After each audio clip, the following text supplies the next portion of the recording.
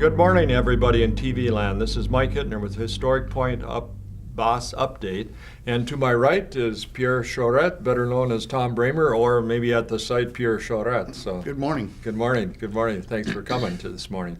We're going to talk about, our biggest thing to talk about today, of course, is our sugar bush down at Historic Point Boss. But we got a few things, a little work to take care of. We were just come back from Shakopee, Minnesota this past weekend, and we were up there and did a MOMSI conference. We do usually a spring and fall, and we've been pretty regular now for about the last 2-3 years. And we've done it now for probably 20 years, but regular the last 2 or 3 years. And Tom and I and Don Matthews and Jim and Diane Nickels went up. And Tom, I think the one that surprised me, you know, we each went a lot of times to different, 3 breakout sessions, so I wasn't at always what you went at and vice versa.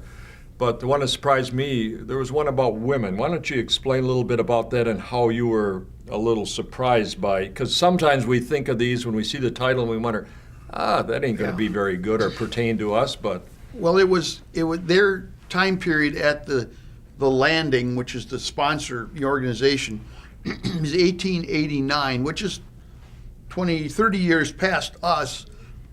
And they're talking in Shakopee, which is one of the first communities in Minnesota, and reasonably close even in those days to St. Paul and Minneapolis.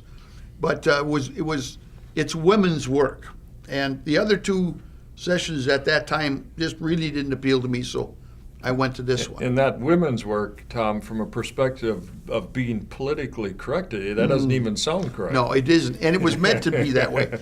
But she was telling about the top 10 jobs that women would have had other than in the home or on their husband's farm. So it's not housework in their own home in 1889. And I can't remember all the different ones in order, but educator, of course, a teacher, and then she told about the normal school system. There was a difference between a dressmaker and a seamstress. And do you remember what the difference is? Well, the dressmaker designed clothing. Okay. One gal she told about was very, very successful. Used to travel sometimes to Europe, even in the 1880s and early 90s, to get ideas and printed things of fashion, and would come back here and design clothing, and then her seamstresses would sew them. So they were like the second. So the dressmaker, I get your drift now. The dressmaker designs it, Yep. and the seamstress does it. Does it, yeah. Okay. And that was really interesting. She had quite a career. But also, there were a housekeeper. If you were a doctor, a lawyer, or someone who is professional and doing well, you might have some people in the house to cook and to clean and whatever. But if you were, the housekeeper was more of a house manager. Was it a live-in person? No, not necessarily. But she would come. She was kind of the first one to come and the last one to go home. Yeah. But she did the hiring and the firing of the other staff for the house for some well-to-do people, or you might be one of the staff for the well-to-do people. And I had heard, and we know a little bit about some of the hired help that the Wakeleys had at their inn. They weren't paid a lot of money, a lot of the people. So when we think of it in today's terms, folks, it'd be like if you have somebody coming into your house, maybe to clean it once a week or once every other week, somewhat appropriate or apropos to this, maybe some of the help, not necessarily the house manager or something like that. Or the cook or something. Yeah, they weren't necessarily full-time unless you had a great big house. Yes. But even it got down to midwife nurses and other people. There were a couple of women doctors. One in particular that she talked about was technically not a doctor, as the way we think of it. She had apprenticed herself to a doctor. What she was studying in Europe, something else. I think she went over there to teach, like as a a teacher at a wealthy person's house. The man was a doctor, and she was kind of taken by this, and he would show her stuff. She and could when she came almost- back here, she sort of In our parlance today, she could almost, not necessarily, but because our physician's assistants Yeah. are usually nurses first, but in that day and age, Yeah. 1889, she could have been almost a physician's assistant. Yeah, and actually they called her doctor. It was more of an honorary title, but she did very, very well in Minnesota, early, like in the later 1800s over there. But there was, the money was, it's hard to, when she would say, well, the average person would earn this number of dollars a month, didn't sound like much, and it wasn't. But money wasn't worth then what it is now, or money was worth more then than now. So it was kind of hard. And most of these out jobs were not meant for married women. If you were widowed or something happened to your husband, I don't know, with children, it was really tough because they wanted 10 to 12 hour day was not unusual. So as she said, you go to work, whether it's in a factory or a home or wherever, then you come home and you have to do a certain amount of housework. Our modern day parents, single mothers or fathers today are running the same thing. Yes. But it was a lot harder in those days. Right. Laundry now is pretty simple compared to them. Put it in the machine and push the buttons. But it was very, very interesting. There was many of the conference sessions that we had were like that. When we're talking about this medical person, can we segue a little bit into the one that went through medicine, from the Civil War where the nurses were recognized? Yes. Michael Murray did that one. Mike did that one. He did one where how medicine improved because of the different wars that were fought, and because they were exposed to so much different things, not only traumatic, but the diseases and the ailments that people got. Did he start at Revolutionary War and work forward? Or Kind of and revolutionary, but war- mostly Civil War. War of 1812, and then he went into Civil Yeah. War, and then he kind of showed the differences as it And I think during the Civil War is the first time that they actually found, I've watched the tape because I wasn't at that session, but it was the first time they found that women as nurses, and they were nuns, some of them, were. that actually doctors kind of approved and said, hey, they're really a help, and they could stand the blood, guts, and gore sort of thing. Yeah.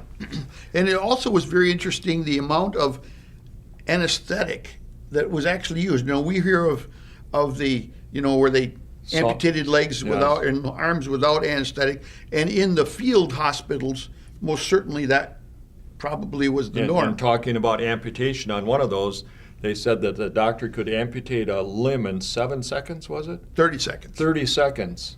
And one guy had to prove it because he didn't get his hand out from underneath. He was evidently holding the limbs up or something, and he got 2 fingers cut off or something. It was very, very interesting.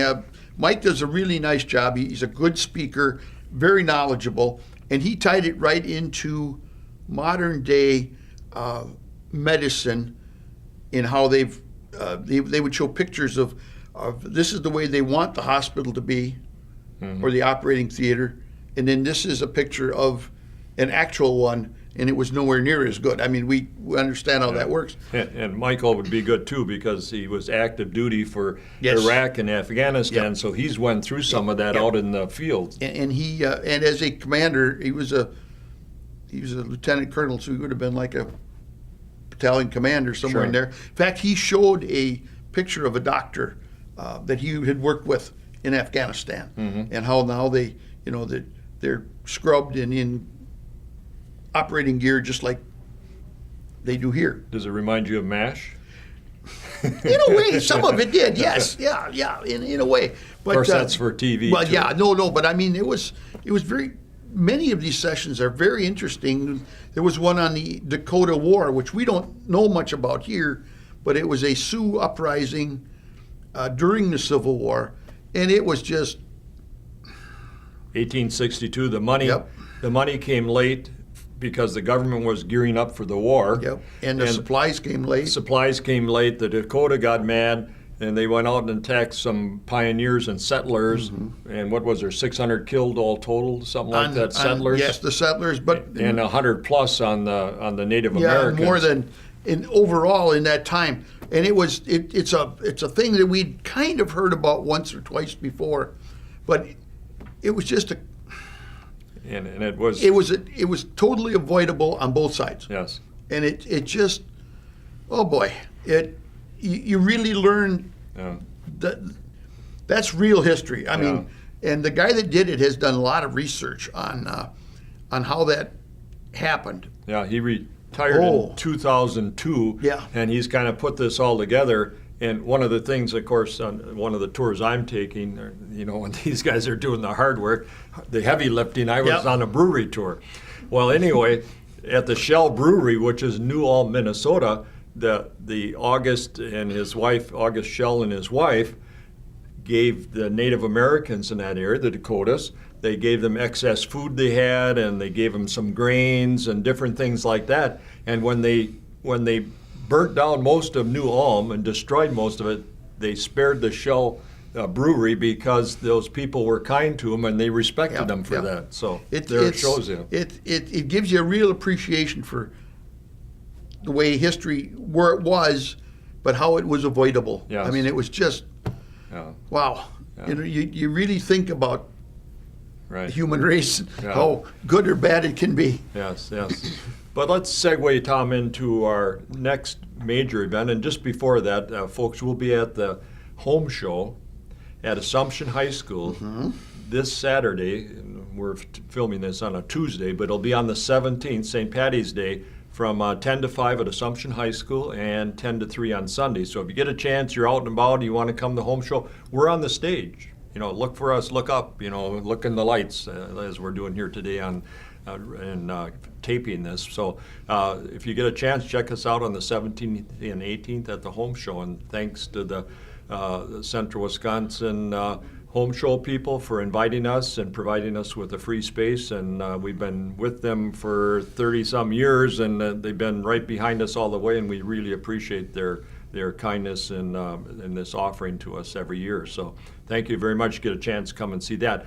On the next weekend, on March 24th at Historic Point Boss, on site, we're going to have our Wakely Sugar Bush.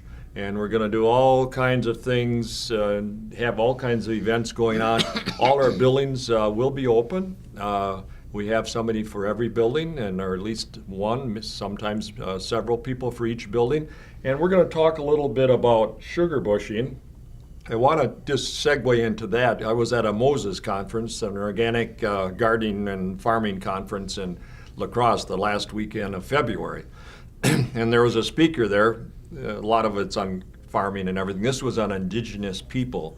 He was from Michigan, and his last name was Finney. And he talked about how big sugar bush was from 1830 to the Civil War. And we're talking about Michigan. Now, we're talking about Michigan, folks, that's about 10 years ahead of Wisconsin. They became a state in 1837. So, we were 1848, so it was ahead of us. So it was settled earlier. There was more white activity with the natives there, that sort of thing going on. But it was very interesting that their whole New Year started when they started tapping maple trees. That was their New Year. Now, we go today by the weather. We get, half a dozen days where it's sunny and it's above 35 degrees or so, and it drops down at night.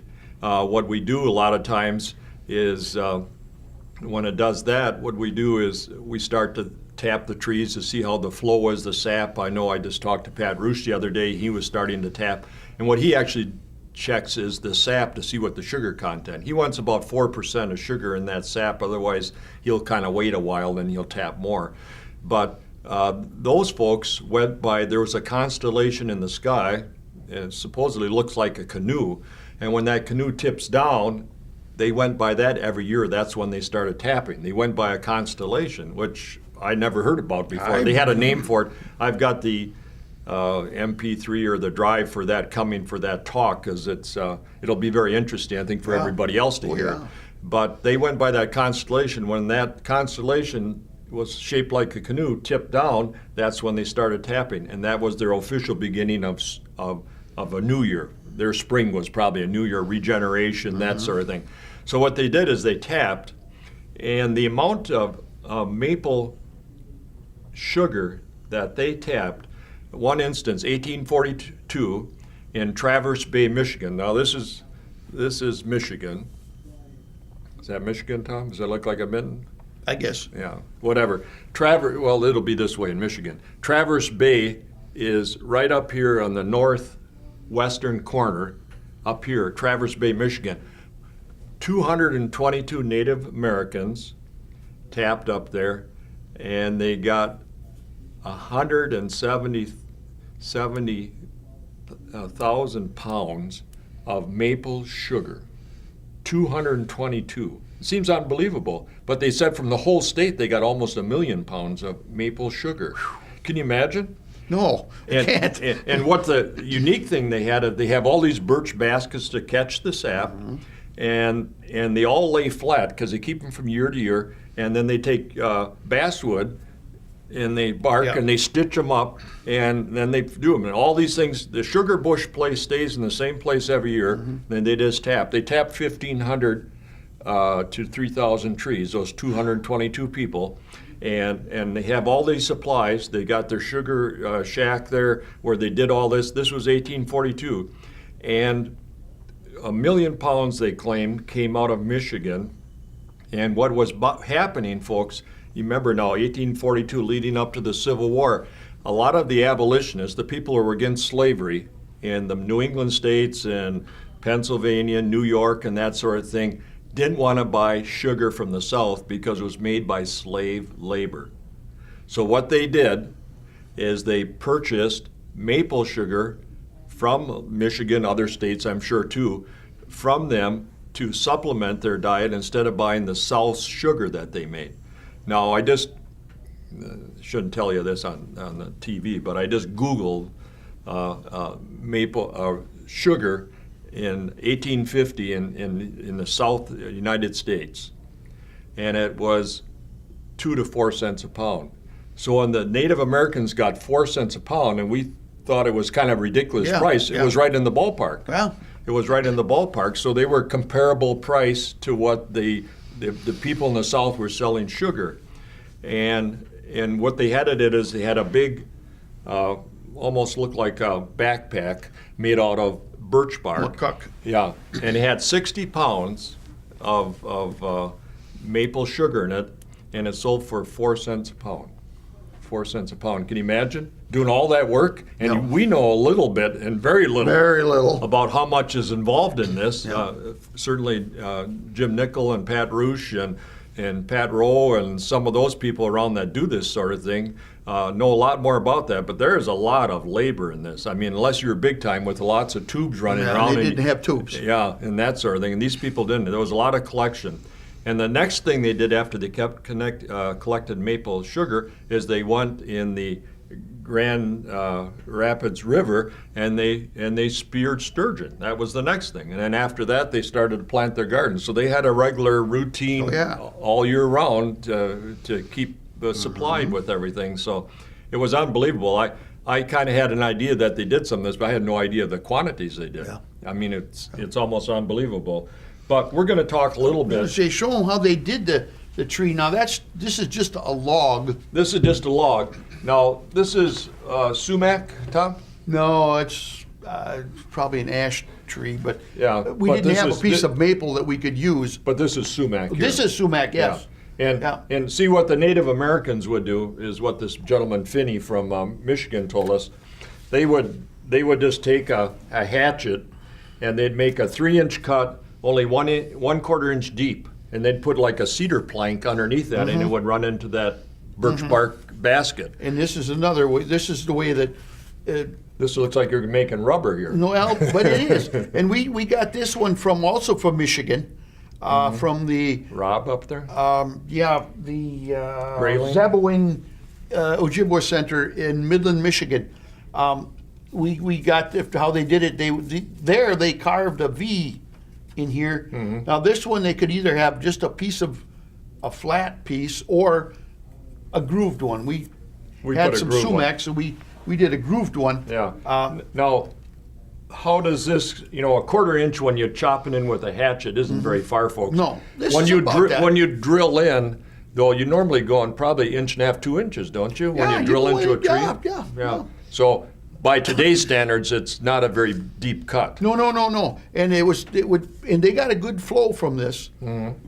But and then they would because the trees slope down like this, Right. of course. That's why the long spile, so that you could have your birch bark container. And you're not competing with the roots here and Right, everything. right. It It's sits sitting flat. level on the floor, on the ground, yeah. So that's one of those early methods. And then we'll show you, we got some kind of historic different taps here that people have given us Yeah. over the years. These are old wood ones that were hand carved. And they're all variations They're of the different same. from each other. And this is one Tom carved here, by the way. These you are carve them? sumac. These are pine. Much the same. The ends are bigger Yeah. than the modern taps, but you would put them in with a brace and bit so that you could put them into the tree. And then like the handmade one, they're kind of grooved out. Yeah, So you yeah. get a flow, and then you can either put a bucket underneath it. Some of them have grooves are cut Yeah, into it to notches hang a on the bucket. end. Yeah. Like I say, these are pine. These were split and then probably carved. This one was just a piece of sumac that was worked to make a spile.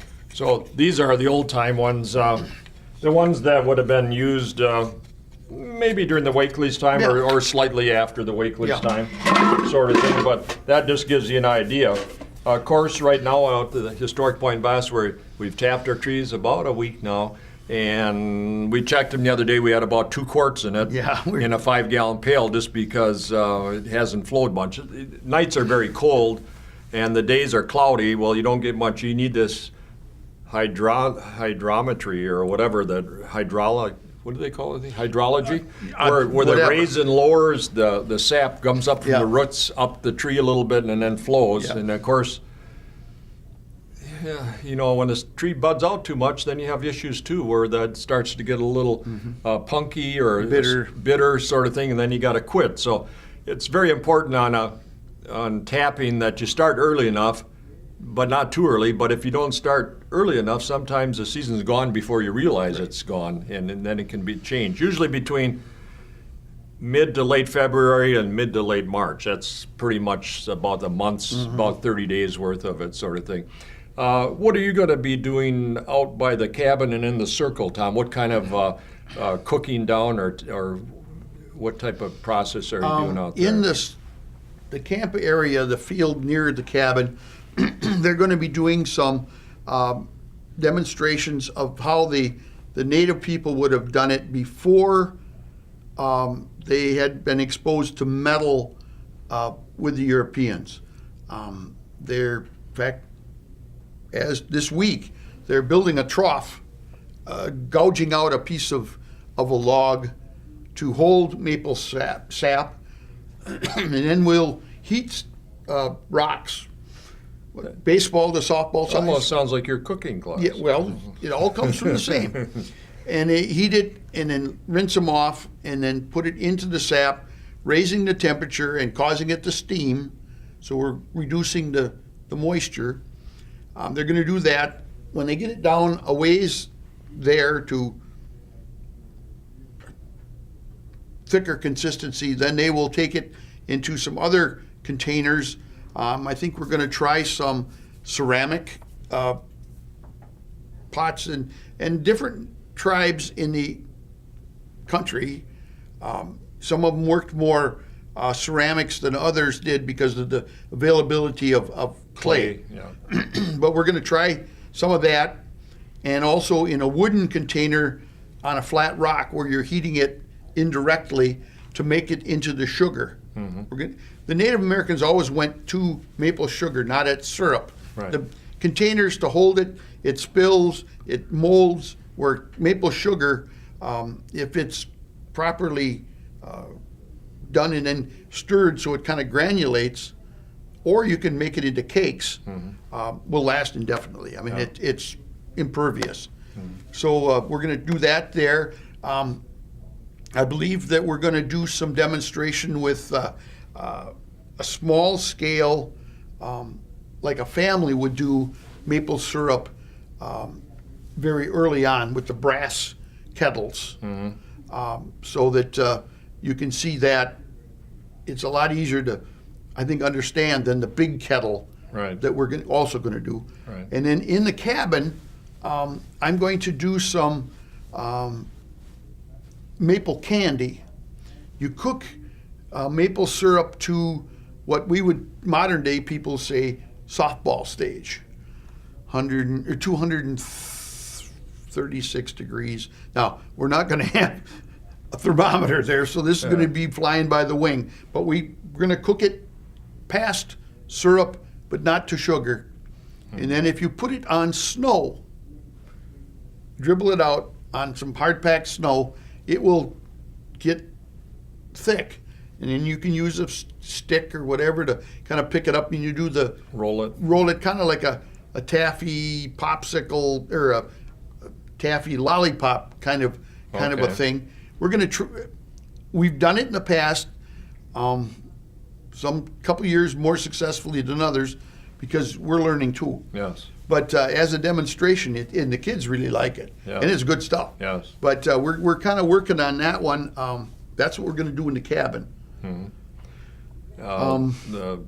The pot behind the three-bay three-bay shed is more of maybe the traditional method maybe the Wakeleys would have done, because it's a big cast iron pot that holds probably 15 or 20 gallons of sap. Yeah. And then you put that, it's suspended over a fire pit where we cook it down, and by the end of the day, after 6 or 7 hours or so, it gets to the point where it's starting to thicken up, though it probably has to be finished off yet. You would finish it in a smaller container, right? And that's another whole thing. But the big cauldron is the one that you see, the maple syrup. I don't care if it's Wisconsin or Vermont or Maine. They always show you the big black kettle cooking over an open fire. Well, that's our version of it that's too. kind of what we're doing too. Yeah.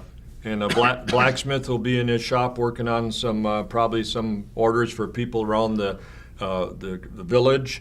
And three-bay shed will have, you can come and see our ice house now. It's all filled up, sawdust up to the rafters, and it looks like nothing has even started to melt yet. The sawdust is all as high as it was when we put it in there. Hasn't thawed enough yet. Yes. And then they'll also be doing some woodworking projects in there. Don and Jim are working on some project, I think some bench at the home show, and they're gonna, if it's not done or if they're continuing on with it, they'll complete it or start another one or something, some sort of project like that at the in the three-bay shed. One of our reenactors will be in the bunkhouse, the new bunkhouse that just got dedicated last fall, and he'll be showing a traveling lumberjack or whatever going through the area, or helping Mr. Wakely what kind of tools and equipment he had and what kind of things he traveled with. So you get in the bunkhouse and visit that. In the Wakely house, you'll have a chance to try the silver dollar pancakes, and I think this year they're going to have buckwheat, so that'll be better yet. I mean, most years we've had it. I think last year we had buttermilk or something like that, but this will be buckwheat, and it's the sort of thing that the Wakeleys probably would have raised here. Buckwheat would have been pretty common, rye, buckwheat, maybe some wheat, but probably more towards the buckwheat. Pretty sandy soil for wheat up here. Yeah, and that silver dollar pancakes, we want to invite you to come and try some of that with real maple syrup, but also let you know that this is not a feed. We're not feeding you. We're just giving you a sample so that it's kind of nice to come and taste, and they'll probably have something, some coffee or something if you want to drink something there, or tea or something, so they'll have something to wash it down with. But certainly you're welcome to come and try some of that. And then also the ladies will be doing some crafts and with some looms and different things in the house, and also giving tours of the house. So if you haven't been in the house, or you want to reacquaint yourself with the house and what the function of different things were and what the rooms were used for and how they were used, that's a good time to come and check on that. I should probably warn everybody, not necessarily a warning, but we're doing, not we, but somebody for us is doing some logging down there. We're thinning out some trees because some of it's a little overgrown and everything like that, and so there's plenty of room in the parking lot, but you'll see some trees piled around, and that's just because the road limits are going on any day now, and we got to probably wait until the first part of May for him to truck those out. So don't be, afraid of that. It's just it's an ongoing project. He won't be working on Saturday anyway, on the 24th, so you don't have to worry about that. Then as the barn will be open and interpreted. You can do the kids can do corn shelling and some corn grinding, different things like that, and they'll show you all the different equipment that's in the barn. There's a couple interpreters that'll be in and out of there. And as we go across to the schoolhouse, it's usually suggested a first stop for everybody. When you park in the parking lot, you just go right up the hill, and there's our Columbia Schoolhouse, and the master gardeners that'll be there, and also some of the interpreters that are going to be interpreting the school. Master gardeners will tell you what their projects are for this summer and what they're going to plant. Flax they're going to plant. I heard about flax, cotton, and a whole bunch of stuff that they're going to be doing some different things this year. Some things that we can actually use for making fiber. Maybe we can do some of that combing of that flax and breaking of that flax and making some flax thread out of it or something, so we could use some of that in some of our processes the ladies could use in the house for some of the things that they do. So we'd like to take that flax and take it all the way through the process so you can see the whole process. And probably you won't see that part probably till fall, the harvest fair or something, when they start to take that from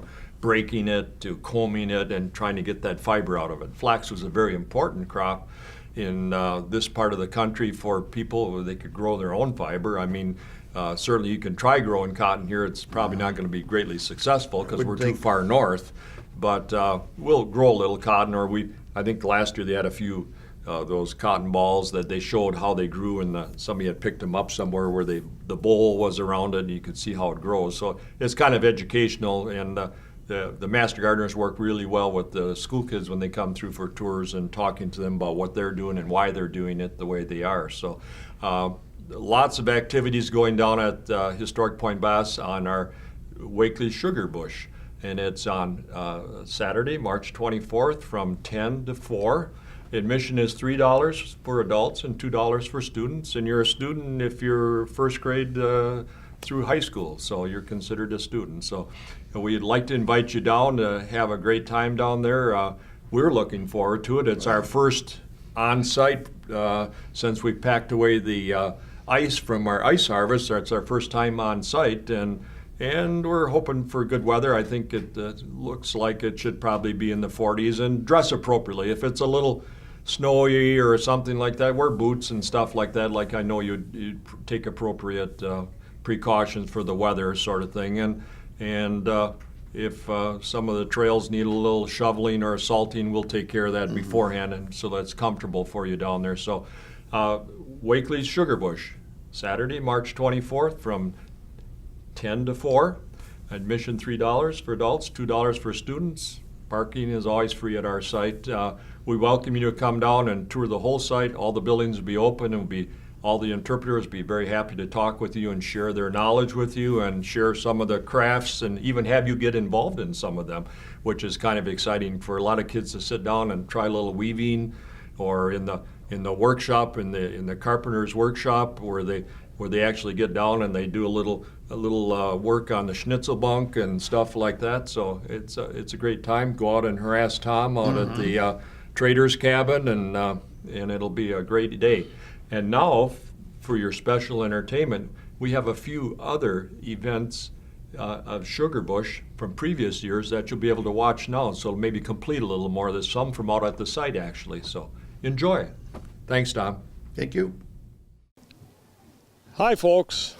My name is Mike Hittner, and I play the character Robert Wakely. This is the Wakely home, and this is at Point Bass. A little bit about Robert Wakely. He was born in upstate New York around the Lake George area, and him and his father Thomas were in the lumber business. But this area had been settled for about 150 years previously, and so there wasn't a lot of opportunity to be made there anymore. And he was the typical Yankee entrepreneur, and so he heard about the great white pine forest in Wisconsin, from some people that had visited, and so he decided to come. So he took his wealth in a raft of lumber down the Allegheny and down the Ohio River to Cincinnati. He sold it in Cincinnati, and he stayed the winter in Cincinnati and took a steamboat to St. Louis. And coming up from St. Louis, he came up to the Wisconsin River, and then from Portage, Wisconsin on, he was pulled up the river. We're going upstream to Point Boss, going north, and so he pulled up the river to this point, and he stopped at this point on the river because the last rapids on the Wisconsin River is here at Point Boss. So the importance of it is at any point from this point onward, if you're going north, you had to portage around those rapids where we have our power plants and our paper mills today. In the Wakely's day, this was kind of a spot that the Native Americans crossed. For 200 years, the Native Americans crossed east and west here, and that's where the French term Point Boss, which means low spot or low water, came to be. And so it was a natural intersection. As we see businesses built today, they're built on intersections, and this was an intersection in the Wakely's day. The main transportation up and down the river was our north-south transportation, and east and west across at this crossing point, the best spot in 30 or 40 miles north or south, could cross by pony or by foot in low water. Robert Wakely was also very instrumental in the communities here. He met George Stevens in St. Louis, told him about the Great White Pine Forest, helped him to establish his mills at Big Bull and Little Bull Falls, today Merrill and Wausau, and that's Stevens Point is named after him to this day, named after George Stevens. He was also a judge of elections, a first postmaster for Point Boss from 1845 to 1850, and unfortunately the community didn't grow like it was supposed to, and so he lost that postmastership and the post office. But this was a thriving, growing community at one time, and today, instead of visiting Point Boss, we might have been visiting Nakusa if the railroad had been went on the east side of the river, and also if the water power had been harnessed by the Wakelys. Good day to everybody there in TV land. This is Mike Hittner, Historic Point Boss Update with Tom Bramer, a guest. And we're back in the studio now, so a little different for you now. And we're back here talking about Sugarbush, Tom. You were out at the Trader's Cabin, of course, and give us your perspective from where you were at. Well, I think we had a really good day. It was a little spotty, but that's normal. You get a lot of people, and then there's a little lull, and then you get some more. But I thought we did really well. The weather was certainly cooperative. And how did your fritters work out? Well, okay.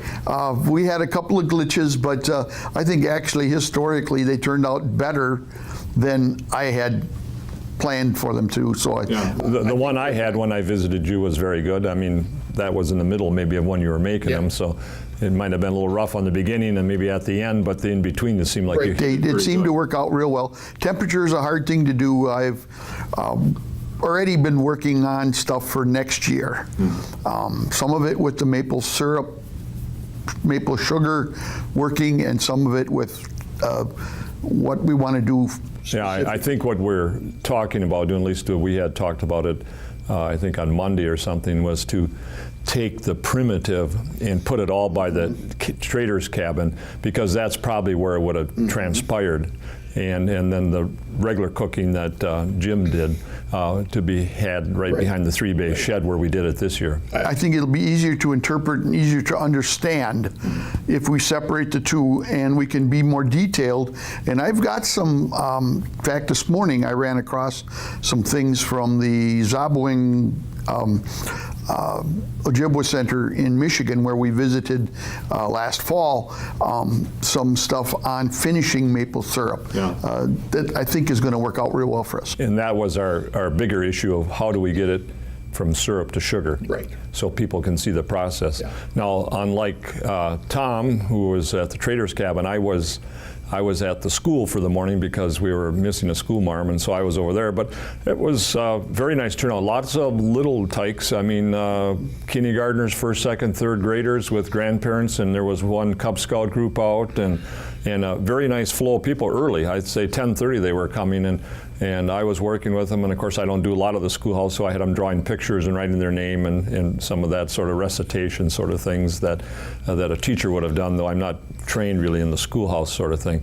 Went to the Wakely house afterwards, and went very well in there. The pancakes were well received. We had a little problem, a little glitch about 2:30 or so. I think the batter the flour went to the bottom, or we got a little short of flour, and so that we didn't really make much after about 2:30, but we were done at 4, so we pretty much covered the day pretty well.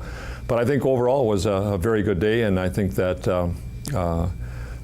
probably one of our best turnouts ever. Weather was beautiful, 45, 46 degrees, sun shining, a little light breeze. Was perfect for cooking down the sap and everything, and everybody, the blacksmith Tracy was there, and Don was in the carpenter shop, and I think John and Jim were doing most of the cooking down of the sap, and so it went over real well. And they have a very attentive audience. I think you probably noticed it too. A lot of people stayed for a while and were really intent on finding out what was going on, what you were doing. So I think that was good. Because it was well attended, but it's a smaller event than our other ones. We get a better chance to interact with the people spring and fall than we do in the summer. We always tell people, I think, or we try to tell people, if you're going to come out and you want to talk about things or how things were done in more detail, the spring and fall things are better for that, because we have more time, because we don't have 500 people there, so we can handle it better. So now we'll go on to see Jim Nickels doing some of the cooking down of the sap at the site. Here we're making maple syrup, and we're doing it in two different methods. The method to my right back here is the way the Native Americans would have done it. They would have hollowed out a log, they would have put their sap inside, they would have built a fire, and in our fire there are some rocks. We'll take the rocks from the fire, we dip them in a bucket that has water in it to get the ashes off, and then it's put into the maple sap in the log. And that will eventually cook it down. They would just keep moving the rocks back and forth to always have hot rocks. Once the settlers came, that brought the metal pots so they could cook it off into a metal pot. And so it's just a matter of keep cooking it down, and you just keep adding your sap, and as it cooks down, they would eventually ended up with syrup, and they would test to make sure if they had syrup by taking a spoon, holding it up in the air, and letting it drip down. And once it started to string, it would be syrup. So at that time then they could, because they didn't have filtering systems like we have now, they could have taken a wool shirt, poured it through a wool shirt to get out any impurities. Or they could let the syrup set for 2 weeks, and then the impurities would settle to the bottom, and then they just had to pour it off and they could keep it. If they took their maple syrup and they kept boiling it longer, they would have got to a stage where it would have been very hot. It would be up to around 250 degrees. They would take a wooden spoon, take it off the fire, and they would stir that up, just like you do fudge, and it turns into a light foamy color. And they would have poured that out onto a sheet, a metal sheet, and let it cool, and that would have been maple sugar for them. They would have been able, it would be hard, and would be able to keep their sugar then for as long as it would last. And that's how they had their sugar. They wanted to get away from the dependence of the cane sugar that was being imported. And we've been cooking this down since about 10 o'clock, and we're probably about halfway there. We expect to get about a pint of syrup for a day's worth of work out of this. But it will taste good though. And now we're going to be stepping into the Wakely home. We're going to talk a little bit about the importance of the 2 stoves in the Wakely home. We have the cooking stove in the kitchen, and of course the parlor stove in the parlor. So, Welcome to my parlor. I'd like to introduce you to my parlor stove. This is a special stove here at Wakely House. Parlor stoves were made for many, many purposes. This particular one has this ornate top on it. If you see the top, and the top comes off, you can actually put water inside of this, and then when it's put back on, the water will act as a humidifier into your room. What's actually happening here is the air that we have around us is coming to the stove. The stove is heating that particular air. It's going around inside all of these little curlicues that you see in this ornate piece, And also in the front, you'll see a lot of ornate metal work done in this particular stove.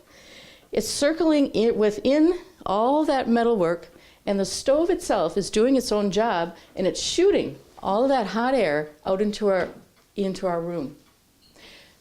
The room, as soon as you walked through the door, I think you could feel it just was radiating with heat. If you had a flat stove, like you're going to see in some places, that heat does not radiate into the room. That heat will stay within the fire area itself. It'll go up the chimney and out into the air. So we're very, very fortunate here at Point Bass to have my little parlor stove. And Mike's here, and he's going to explain a little bit how they came about getting the parlor stove.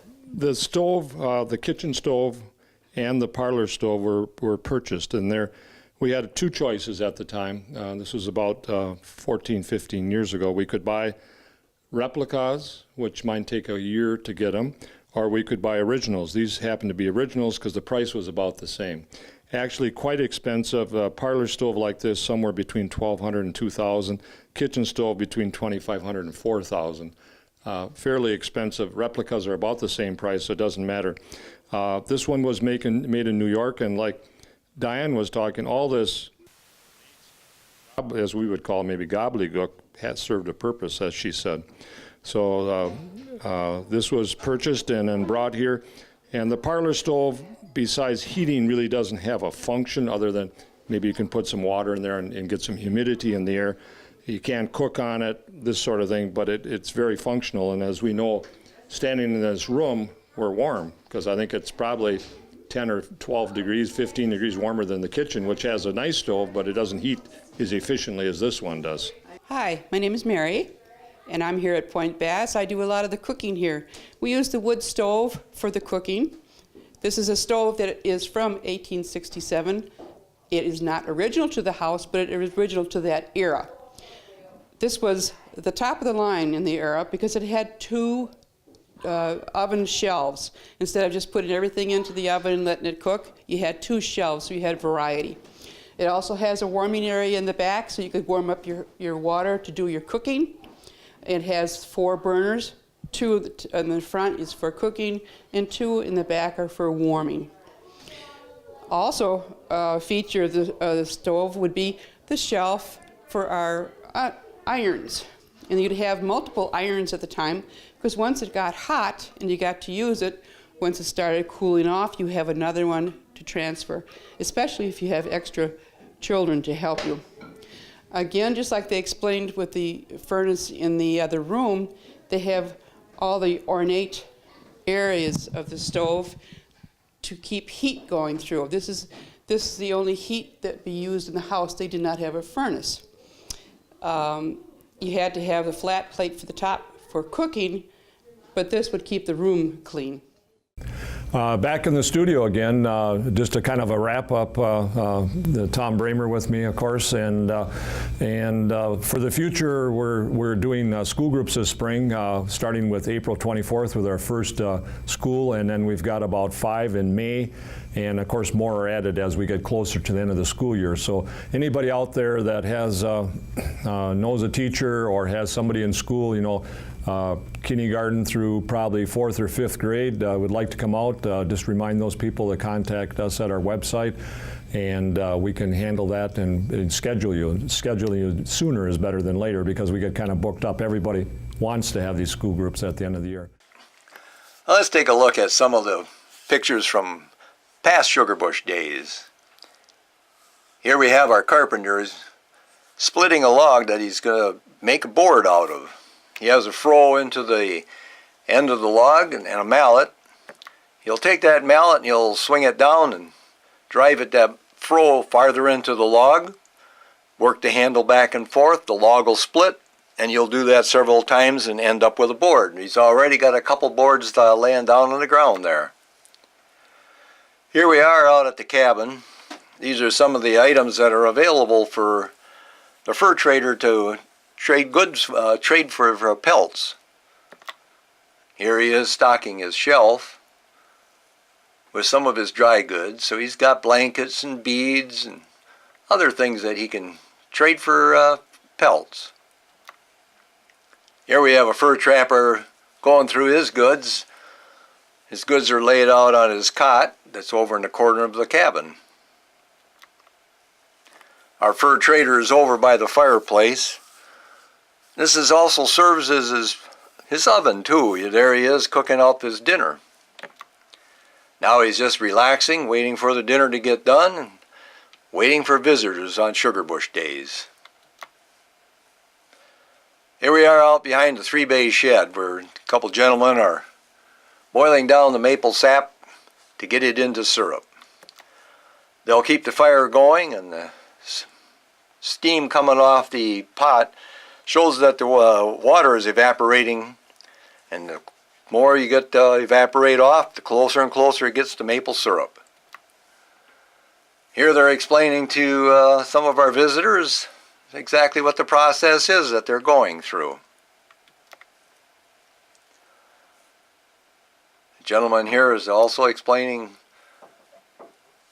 the process of going from maple sap up to maple syrup.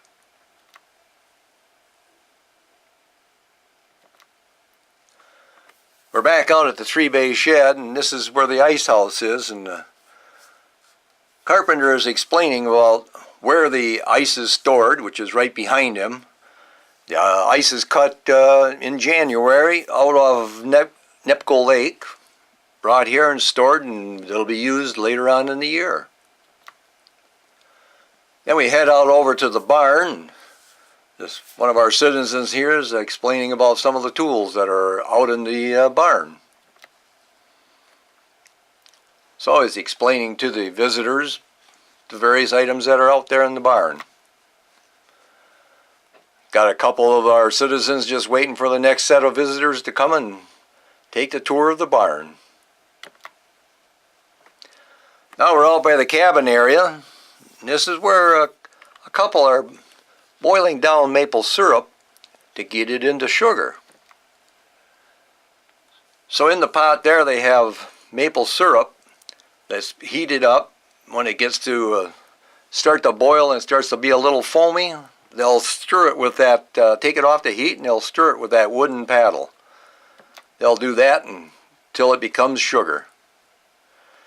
Here we have a lady that has some maple sap into a hollowed out log, and inside that hollowed out log we put rocks in there, hot rocks that are stored on the fire, and they'll get put into there, and they'll start to boil down that water, maple sap, and when the rocks start to cool off, they'll put them back on the fire and add new hot rocks to the log, and eventually that will turn into maple syrup. Here's a slab of wood that the maple sugar will be poured out onto when it's ready to be dried. Here they're keeping an eye on the log and the fire. And this is their little campsite where they're making the maple sugar.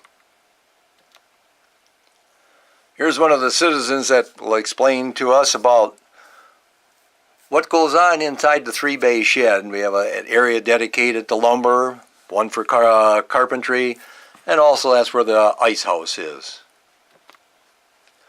Then we go into the house. Here's a couple of our cooks that are cooking up the pancakes that we hope to enjoy.